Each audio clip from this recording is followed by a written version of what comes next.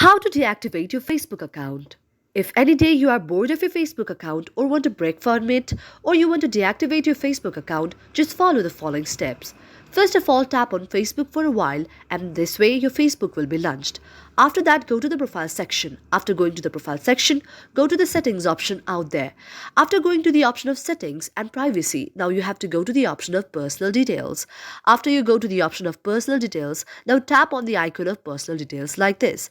Now you have to go to the option of account ownership and control and tap on account ownership and control. After you tap on account ownership and control, you will see a screen like this. Now you have to go to the option of deactivation or deletion.